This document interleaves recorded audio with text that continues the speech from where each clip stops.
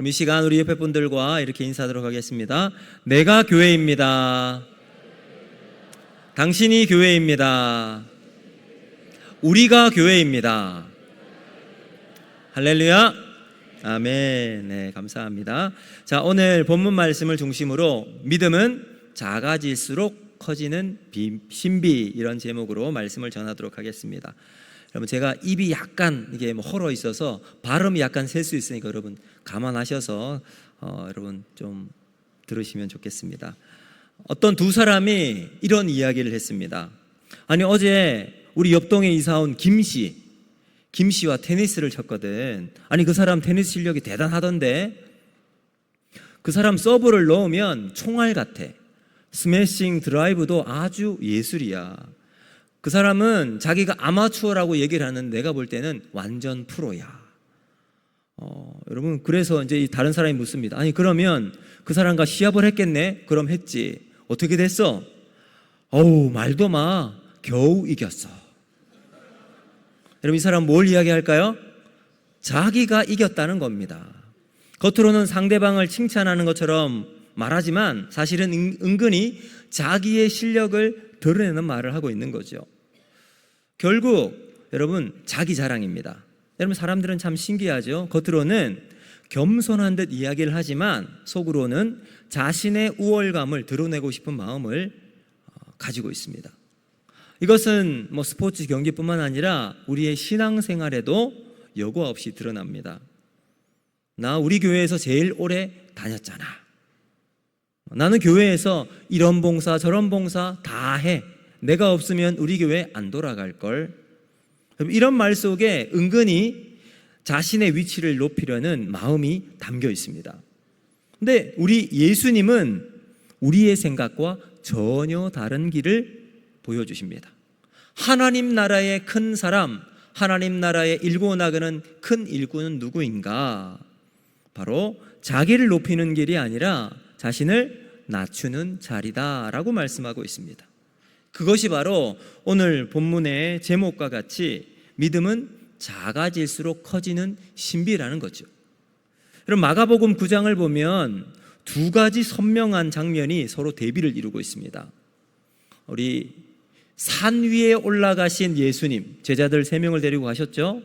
그 자리에서 예수님은 변형되셨어요. 그리고 하나님의 영광스러운 그 빛이 온 예수님의 주위를 비추고 있었습니다. 그리고 모세와 엘리야도 그 옆에 딱 있는 모습을 보았어요. 그야말로 하나님의 영광과 하나님의 은혜가 충만한 자리였습니다. 자, 그런데 산 아래에는 어떤 일이 벌어졌습니까? 나머지 9명의 제자들이 귀신 들린 아이 하나를 데리고 온 어떤 아버지에게 그 아이를 고쳐주려고 하는데 신통하지 않은 거예요. 귀신을 쫓아내지 못하고 그냥 막 쩔쩔매고 있는 모습을 보여주면서 이 극명한 대비를 보여주고 있습니다. 그리고 산 아래로 예수님께서 내려오시죠. 그 자리에서 목격한 장면은 바로 서기관들이 귀신을 내쫓지 못하는 9명의 제자들을 그 실력 없음을 조롱하고 비난하는 모습을 보고 있었습니다.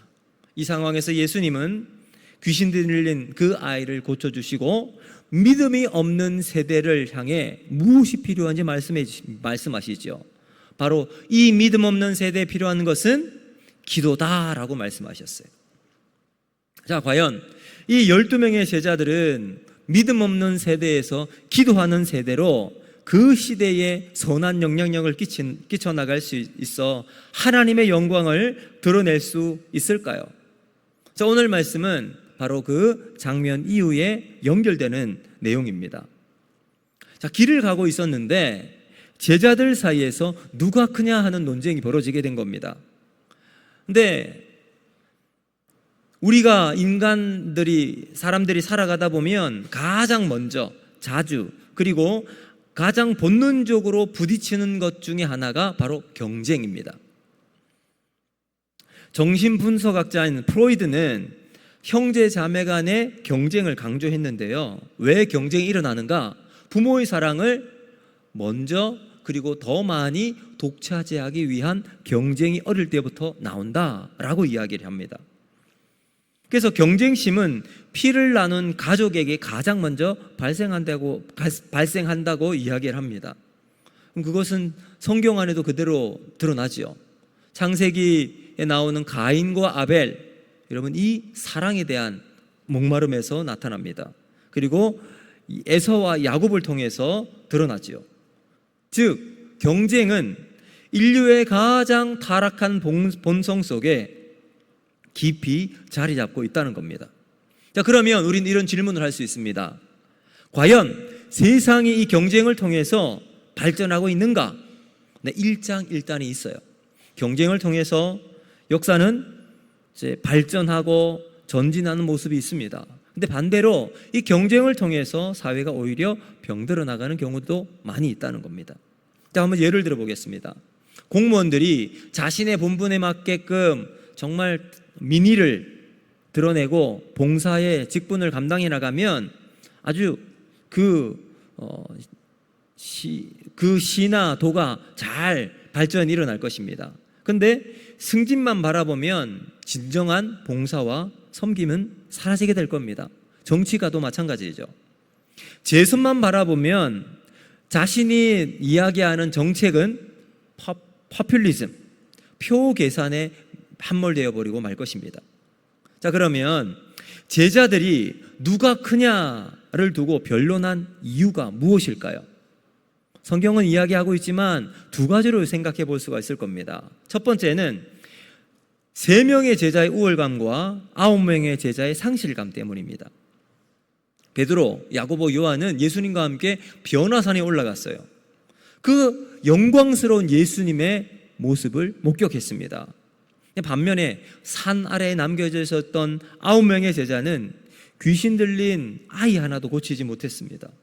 그런 상황 속에 3명의 제자는 자신의 경험을 은근히 자랑했을 거고요, 9명의 제자들은 상실감과 열등감을 느꼈을 것 같습니다.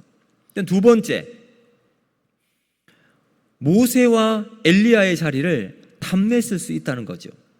여러분, 변화산에서 이 3명의 제자는 모세와 엘리야를 함께 목격합니다. 그 영광 중에 나타난 모습을 보면서 초막 셋을 짓겠습니다 라고 이야기를 했죠. 그래서 이 제자들은 그 영광스러운 그 자리, 명예와 권위를 상징하는 자리에 마음이 빼앗겼을 수 있다라는 겁니다. 자, 여러분, 그렇다면 제자들이 이런 마음으로 누가 크냐의 논쟁을 했다면 본질을 제대로 바라보지 못했다는 겁니다. 이 모든 논란을 종식시킬 하나님이 주신 메시지가 있었잖아요. 변화산 성에서 하늘이 열리고 하나님이 말씀하세요.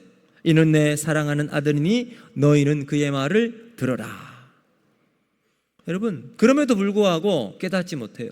아무리 하늘이 열리고 음성이 들려도 그들의 마음의 귀는 닫혀 있어 하나님의 진리를 듣지 못합니다. 아무리 엄청난 이적을 보아도 그 기적을 한낱 가십거리로 여겨서 흥분하는 것으로 끝을 내면서 그들의 영혼의 눈은 믿음의 본질을 보지 못하고 있다는 거죠. 결국 제자들의 변론은 본질을 놓치고 껍데기를 붙잡는 안타까운 모습을 우리는 발견하고 있습니다. 하나님의 나라에서 높아진다는 것은 어떻게 높아지는가? 그들은 높은 자리, 권력, 힘을 얻는 것에 목표를 두고 있었습니다. 그런데 그것이 아니었죠. 본질을 잃어버리면 변론도 많아지고 시끄럽고 소란스러워집니다. 하지만 본질을 붙잡으면 소리도 없어도 단단하고 강하게 될 줄로 믿습니다. 여러분, 우리는 이 신앙의 본질을 우리는 다시 찾아야 할 줄로 믿습니다. 여러분, 본질을 붙잡는 사람은 들어야 할 것을 듣고 보아야 할 것을 보게 되는 거죠. 그렇다면 믿음의 본질에서 누가 큰 사람이 되는가? 오늘 두 가지로 말씀을 통해 살펴보고자 합니다. 첫 번째, 작아질수록 커진다라는 성경의 진리입니다. 자, 여러분, 길을 가던 제자들이 논쟁이 붙습니다. 누가 크냐? 우리들 중에 누가 가장 큰 사람이냐? 이런 논쟁이 벌어지게 됩니다. 여러분, 이 논쟁이 근데 언제 벌어졌는가가 중요해요. 바로 오늘 우리 30절에서 32절 내용을 보면 예수님께서 두 번째 예수님의 고난과 부활에 대해서 말씀하세요. 십자가를 지시고 돌아가시고 부활하실 두 번째 말씀을 하시고 난 다음 이 이야기가 일어나고 있습니다. 자, 우리 32절 말씀을 같이 한번 읽어볼까요? 시작.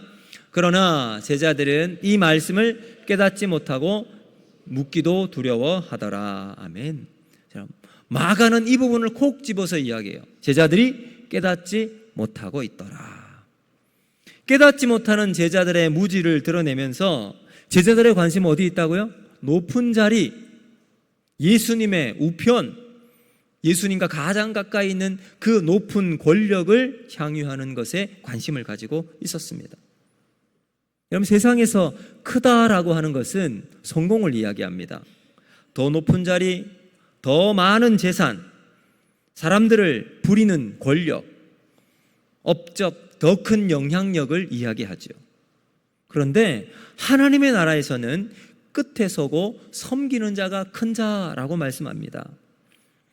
마태복음 23장 11절과 12절 말씀은 이렇게 이야기하죠. 우리 같이 한번 읽어보겠습니다. 시작.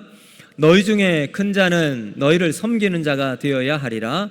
누구든지 자기를 높이는 자는 낮아지고 자기를 낮추는 자는 높아지리라. 아멘. 여러분, 오늘 이 사건이 일어나기 전 3명의 제자가 변화산에서 예수님의 변화를 목격했습니다. 하나님의 영광을 보지 않았습니까? 여러분, 우리가 부흥회 동안 큰 은혜를 받으면 우리 결단을 해요. 그래도 그 결단을 가지고 작심삼일이라도 며칠 동안은 변화가 일어나야 될 텐데, 여러분, 이 3명의 제자를 한번 보세요. 얼마나 놀라운 변화, 얼마나 영광스러운 부분을 목격했습니까? 그런데 채 얼마 지나지 않아서 길을 가던 중에 누가 크냐라고 하는 논쟁을 벌어지는 것을 보면서 이 제자들의 신앙의 실력이 얼마나 형편없음을 우리는 보게 됩니다. 여러분, 한때 전 세계 기술을 주름잡았던 일본의 전략은 더 작게였습니다. 모두 여러분 커다란 전축과 스피커에 몰두하던 시절, 소니는 워크맨이라고 하는 손바닥만한 여러분 이 카세트를 전 세계에 내어놓으면서 기술력과 음질로 세계의 관심을 사로잡았습니다.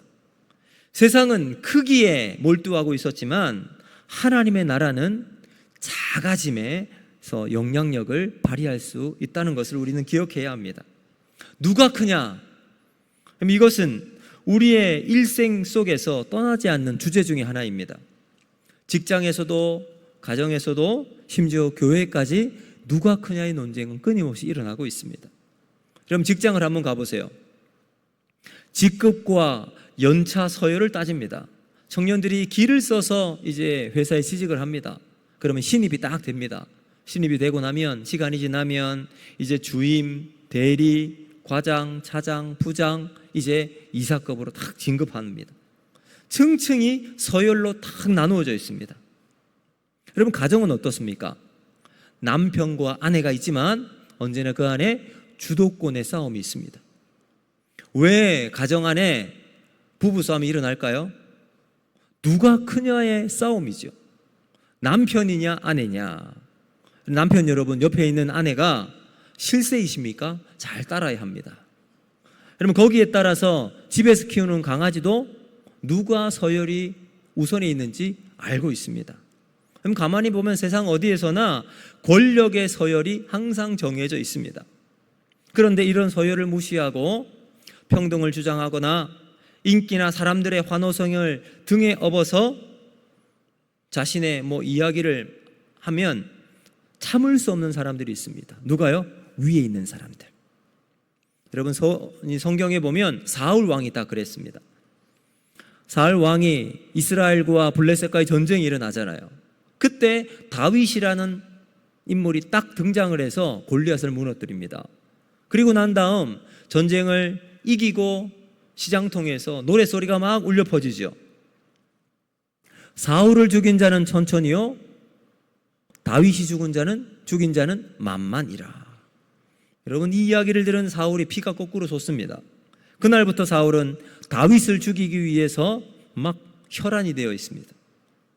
자신이 첫째가 되지 않는 것에 대해서 도저히 인정할 수가 없었던 겁니다.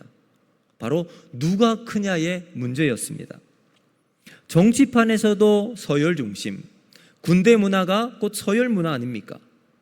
예수님의 제자들 안에서도 이 논쟁이 일어나고 있습니다.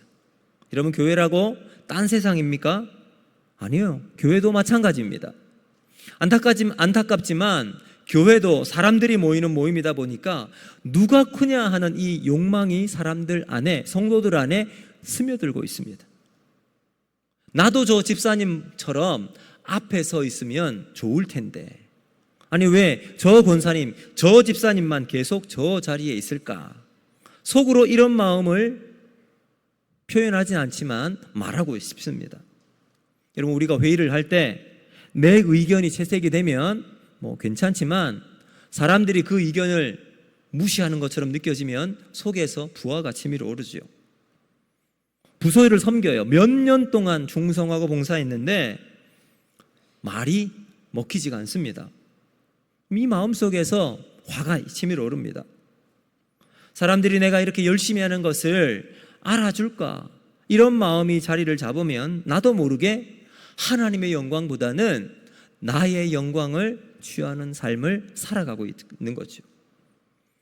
여러분, 이렇게 교회 안에서도 커지고 싶은 마음은 자연스럽게 그리고 은밀하게 우리 마음속에 싹트고 있습니다.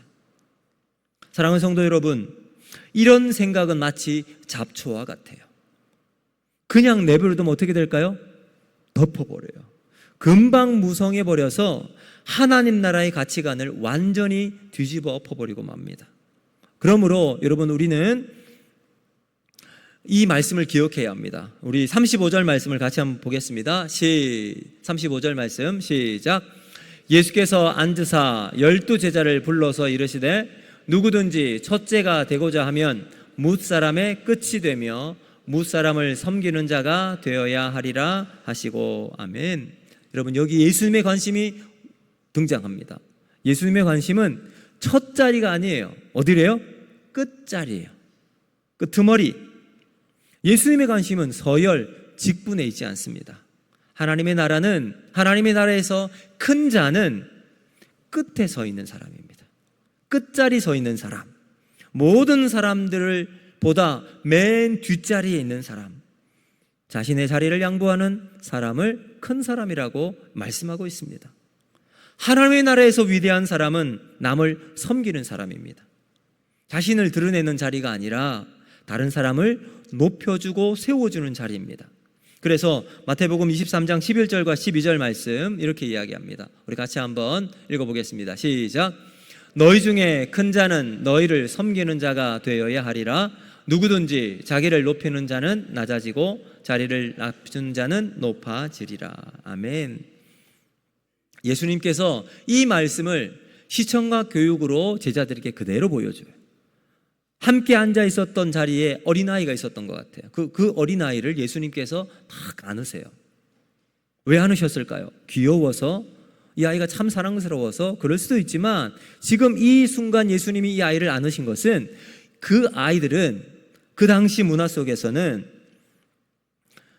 가장 힘이 없고 사회적 가치가 없는 존재들이 어린아이였기 때문입니다. 그런데 그 아이를 받아들이는 것이 곧 예수님을 영접하는 것이며 나아가 하나님을 영접하는 것이라고 말씀하고 있었습니다. 그러니까 하나님 나라의 크기의 기준은 내가 얼마나 많은 사람을 내 발 아래에 두는가가 아니라는 거예요. 그럼 무엇을 이야기할까요? 내가 얼마나 많은 사람을 위로 올려주는가에 있습니다. 우리가 끝에 서고 작아지고 섬기는 자리에 서 있을 때 하나님은 그 사람을 가장 귀한 자리로 높여주실 줄로 믿습니다. 이것이 하나님 나라의 역설이자 오늘 우리가 붙잡아야 할 진리인 줄로 믿습니다. 그러므로 사랑하는 성도 여러분, 이름 없이 빛도 없이 섬기는 자리를 선택하시기를 바랍니다. 사람들이 잘 모르는 곳, 주목받지 않는 것을 일부러 선택해서 그 자리를 가시기를 바랍니다. 아무도 알아주지 않아도 하나님께서 알아주시고 하나님은 보실 줄로 믿습니다. 여러분, 칭찬과 인정은 하나님께 돌리는 삶을 살아가기를 원합니다. 누군가 우리들에게 집사님 참 수고하셨어요 라고 말을 하면 모든 것 하나님의 은혜입니다 라고 고백하는 마음으로 살아가시길 바랍니다.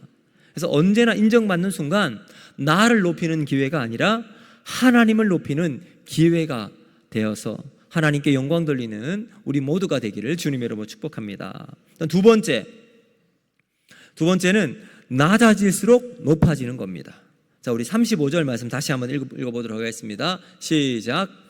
예수께서 앉으사 12제자를 불러서 이르시되 누구든지 첫째가 되고자 하면 무사람의 끝이 되며 무사람을 섬기는 자가 되어야 하리라 하시고. 아멘. 여러분, 세상에서 성공이라고 말을 하면 제일 꼭대기에 올라가는 거죠. 세상 성공의 방정식은 피라미드의 정점 저 꼭대기에 올라가 깃발을 딱 꽂을 때 야, 내 인생 성공했다 라고 말을 합니다. 여러분, 그렇게 올라가기 위해서 어떤 과정을 거쳐야 합니까? 자신보다 못한 사람들, 발 아래에 있는 사람을 짓밟고 그 위를 올라가야 합니다. 그래야 정점에 자신이 서 있을 수가 있습니다. 얼마나 살벌한 세상입니까? 이 경직된 구조 안에서 자신의 존재를 드러내어야 경쟁력 있는 삶이 됩니다. 그런데 예수님은 우리에게 그렇게 말씀하고 있지 않습니다. 하나님 나라의 위대한 법칙은 겸손과 낮아짐에 있습니다. 자, 빌립보서 2장 5절에서 8절 말씀은 우리에게 이렇게 가르쳐주고 있습니다. 우리 같이 한번 읽어봅니다. 시작. 너희 안에 이 마음을 품으라. 곧 그리스도 예수의 마음이니 그는 근본 하나님의 본체시나 하나님과 동등됨을 취할 것으로 여기지 아니하시고 사람들과 같이 되셨고 사람의 모양으로 나타내사 자기를 낮추시고 죽기까지 복종하셨으니 곧 십자가에 죽으심이라. 아멘. 여러분, 여기에 예수님의 겸손과 낮아짐이 나옵니다. 예수님의 낮아지심은 단순한 겸손이 아니죠. 하나님의 뜻에 온전히 복종하는 삶이었습니다. 예수님이 이 땅에 오신 것 자체가 낮아지십니다. 그러므로 겸손과 낮아짐은 단순하게 공손하고 겸손한 말투를 갖는 것이 아니라 삶의 태도를 바꾸는 겁니다. 여러분, 영어 알파벳 순서에 따라 점수를 쭉 매겨서 100점을 만드는 단어가 있습니다. A를 1, B를 2 이렇게 만들어 놓을 때 100점을 만드는 단어가 지난번 김동훈 목사님 이렇게 이야기하더라고요. 바로 태도를 만드는 단어인 attitude. 여러분, 태도가 인생을 100점으로 만듭니다. 100점짜리 인생은 재능을 뜻하는 탤런트가 아니라 attitude, 바로 태도입니다. 자, 낮아짐의 태도란 무엇인가? 내가 주인공이 아니라 하나님이 내 인생의 주인공으로 모시는 겁니다. 섬김을 받으려 하는 마음이 아니라 섬기는 마음이 곧 낮아짐이에요. 내가 얼마나 인정받을까 보다 내가 얼마나 하나님을 드러낼까 하는 마음이 먼저라는 거죠. 여러분, 우리가 일반적으로 스트레스 하면 다 부정적으로 생각합니다. 그렇죠? 내가 스트레스 받았다. 가슴이 두근거리고 밤에 잠을 자지 못하고 갑자기 몸이 불거나 아니면 갑자기 살이 빠져서 병원을 가면 의사들이 꼭 하는 말이 있습니다. 뭐라고 해요? 스트레스 좀 받지 마세요. 뭐 안 받고 싶어서 안 받는 게 아닌데. 근데 여러분, 스트레스의 힘이라고 하는 책을 보면 이 스트레스를 스트레스로 보지 말고 자극으로 보면 달라진다고 이야기를 합니다. 운동선수가 이 시합 전에 긴장감을 가지잖아요. 스트레스를 받죠. 그런데 그 긴장을 실력을 끌어올리는 원동력으로 삼게 되는 것, 이것이 스트레스의 힘이 될 수 있다는 겁니다. 하나님 앞에서 겸손한 사람은 스트레스를 피하거나 남들에게 터뜨리지 않습니다. 대신 이것을 하나님 앞에 가지고 가요. 그리고 하나님께 내려놓고 그 순간을 믿음으로 성장할 기회로 삼습니다. 하나님은 겸손하게 엎드린 낮은 자를 높여주실 줄로 믿습니다. 여러분, 성경에서 하나님이 주신 겸손함으로 자신의 자리를 묵묵하게 감당해 나갈 때 하나님은 얼마나 그 사람을 높여주는지 잘 보여주십니다. 그래서 야고보서 4장 10절 말씀은 이렇게 이야기하죠. 우리 같이 한번 읽습니다. 시작. 주 앞에서 낮추라. 그리하면 주께서 너희를 높이시리라. 아멘. 여러분, 요셉을 한번 보세요. 요셉은 종과 죄수의 자리에서 시작을 했지만 하나님이 그를 애굽의 총리의 자리로 올려주십니다. 다윗은 아버지와 형들에게 무시를 당하며 저기 인정받지 못하는 막내 목동으로 살았습니다. 그런데 하나님이 그를 이스라엘의 왕으로 세우십니다. 하나님은 자신을 낮추는 자를 반드시 높여주실 줄로 믿습니다. 여러분, 그런데 여러분, 우리는요 실제로 낮아지고 싶은 마음이 잘 없어요. 왜요? 낮아지는 것이 무섭기 때문입니다. 내가 낮아져 있을 때 사람들이 나를 오히려 짓밟으면 어떨까? 내가 뒤처져 있진 않은가? 그렇게 뒤처져 있으면 나만 손해가 되기 때문이라는 생각을 가지기 때문이죠. 우리가 알기는 알지만 쉽게 낮아지는 마음을 가지는 것은 쉽지 않은 마음입니다. 여러분, 이번에 단기 선교 몽골로 갔는데 그 선교사님에게 큰 감동과 또 은혜를 많이 받았습니다. 여러 가지 이야기를 나누는 중에 하나님께서 선교사님을 통해서 하셨던 여러 가지 이야기들을 듣게 되었습니다. 몽골에 간 지 20년이 지났습니다. 원래는 이제 35살에 이제 장로님으로 계셨어요.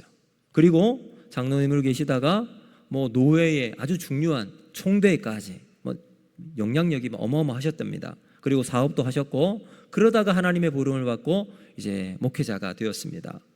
그러던 중에 이제 하나님의 부르심을 받고 선교사로 나가게 되었습니다. 몽골에 있는 수많은 선교사님들이 있어요. 근데 대부분 울란바토르 수도에 거주한다고 합니다. 근데 선교사님은 저 중하라라고 하는 저 먼 곳에 한 3시간 정도 떨어져 있는 곳에서 사역을 하십니다. 이유는 딱 한 가지래요. 하나님을 알려주기 위해서 예수의 복음을 들어야 할 사람들이 있는데 가지 않으면 그 사람들은 영원히 듣지 못하기 때문에 복음을 듣지 못하는 곳에 가시게 되었답니다. 특별히 이제 사역을 하면서 교도소에 있는 사람들을 섬기고 싶은 마음을 하나님이 주셨답니다. 그래서 몽골에서 가장 큰 교도소를 찾아갔는데 그곳이 중하라였습니다. 그래서 거기로 가요. 딱 가보니까 한국 사람은 아무도 없어요. 선교사님과 또 이제 아내 되는 선교사님 2분밖에 없어요. 홀로 떨어져 있으면서 그곳에 한 집 한 집 예수님의 복음을 전했습니다. 그리고 이제 교도소장을 만나서 예수님을 전하고 복음으로 변화가 생기게 되었습니다. 그럼 지금은 이 선교사님을 통해서 중하라뿐만 아니라 몽골의 여러 교도소에 가서 복음을 전하고 그곳에 또 교회를 세웁니다. 교도소 안에 교회를 세워서 제소자들과 함께 예배를 드리며 찬송 소리가 울려 나오고 하나님을 예배하는 여러분 그러한 곳으로 변화되고 있습니다. 여러분, 이 선교사님이 이렇게 말씀하시더라고요. 제소자들은 그 사람들을 다 만나보면 그렇게 착하고 선한 사람이라고요. 그런데 그런 사람들에게 사탄이 악을 심어 놓으니 죄를 범하고 악한 마음으로 사람들을 해코지해서 여러분 제소자가 되어 그곳에 들어와 있다. 여러분, 그 죄를 지은 사람들의 영혼을 변화시킬 수 있는 유일한 길이 무엇인가? 복음이라는 거예요. 그래서 그들에게 예수의 복음, 십자가 은혜를 전하고 있었습니다. 그러던 중에 이번에 중하라 교도소 소장을 만났습니다. 그 중하라 교도소는 약 10년, 20년 장기 복역하는 사람들이 있는데 이 사람들이 이제 오랫동안 감옥에 있으면 사회에 나가야 되는데 사회에 나가면 아무것도 못 한대요. 핸드폰도 못 하고 버스도 못 하고 뭐 할 수 있는 게 없대요. 그래서 한 2, 3개월 정도 그 사람들을 위한 사회 적응 센터를 이번에 이제 거기서 만든 겁니다. 그래서 그 센터를 만드는데 도움을 좀 달라라고 해서 도움을 요청했어요. 근데 이제 가서 교도소 안에 한번 방문을 했습니다. 가보았는데 그 센터의 정면에 이렇게 이제 한쪽은 몽골 국기가 있고요. 또 다른 한편에는 십자가를 다 걸어 놨어요. 여러분, 불교 국가인 그곳에 십자가가 걸리는 것 자체가 기적이랍니다. 교회가 세워지는 것도 기적인데 그곳에 십자가가 걸려서 이제 출소하는 사람들에게 교회가 이 일을 도와주었다라고 이야기를 할 수 있다고 하는 것, 여러분, 그것은 하나님의 놀라운 은혜요 기적이라는 사실입니다.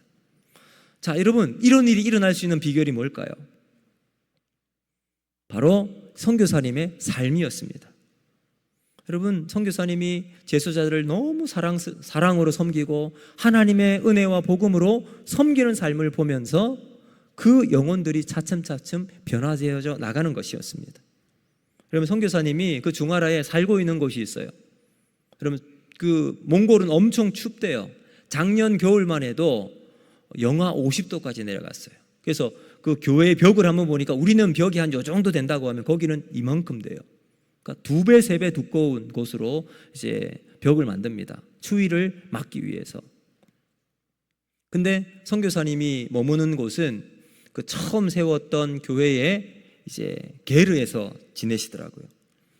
그러면서 언제나 하나님 앞에 좋은 자리는 이제 그 교회를 섬기는 현지인 목사님에게 자리를 내어주고, 목사님과 사모님은 그 선교사님은 그 게르에서 살고 계셨습니다. 하나님 앞에서 겸손과 낮아진 마음으로 섬기고 사랑하면 하나님 그 모습을 보시고 하나님께서 세워주시는 일로 하나님의 영광을 드러내는 삶을 살아갈 수 있게 만들어주시는 겁니다. 이제 우리 선교팀이 중하라에서 모든 사역을 마치고 이제 울란바토르로 올라갔습니다. 올라가는데 그 경계 지점에 이르러서 잠깐 우리가 다 내리라고 내려서 중하라가 전체가 보이는 언덕 위로 우리가 다 올라갑니다. 올라가서 그곳에서 선교사님이 기도를 해달라고 하더라고요. 그래서 그 중하라를 보면서 우리 모두가 손을 들고 하나님 앞에 간절히 기도를 드립니다. 여러분, 선교사님이 이렇게 말씀하셨어요. 선교지의 재정과 물질의 후원보다 더 중요한 것은 기도의 후원입니다. 그것이 가장 큰 힘이 된다고 고백을 했습니다. 사랑하는 성도 여러분, 겸손과 낮아짐으로 세상 나라가 아니라 하나님 나라에서 영원히 빛날 영광의 면류관을 쓰고 살아가는 비결은 바로 우리가 낮아지고 하나님 앞에서 겸손하게 살아가는 자리에 있는 줄로 믿습니다. 그러므로 오늘 우리는 하나님이 높아지시는 삶을 살아가기 위해서 오늘도 다시 겸손하게 하나님 앞에 살아가는 저와 여러분이 되기를 주님의 이름으로 축복합니다. 이제 말씀을 마치도록 하겠습니다. 사랑하는 성도 여러분, 세상은 오늘 우리를 더 크게, 더 높아지고 더 앞서야 성공하는 삶이라고 이야기를 합니다. 그러나 우리는 세상의 소리를 듣는 것이 아니라 주님의 소리를 듣고 살아가야 할 줄로 믿습니다. 세상의 끝자리에 서고 낮아지고 작아지는 길이 하나님의 나라에서 가장 큰 길이라고 말씀하고 계십니다. 하나님 나라의 믿음의 법칙, 작아질 때 하나님이 크게 하십니다. 낮아질 때 하나님이 높여주실 줄로 믿습니다. 세상은 끊임없이 누가 크냐 우리에게 외치듯이 고함치고 있지만 우리의 마음은 섬김의 자리, 낮아짐의 자리에 서기를 원합니다. 그리고 우리 주님이 다시 이 땅에 다시 오시는 날 착하고 충성된 종아 잘하였다, 우리를 칭찬하시는 그 음성과 함께 영원히 빛나는 영광의 면류관을 소유하는 복된 삶을 살아가는 저와 여러분이 되기를 원합니다. 그러므로 오늘 이 자리 우리가 다시 한번 결단했으면 좋겠습니다. 높아지려고 하는 마음을 다 내려놓고 겸손과 섬김으로 주님의 길을 따라 나가는 우리 모두가 되기를 바랍니다.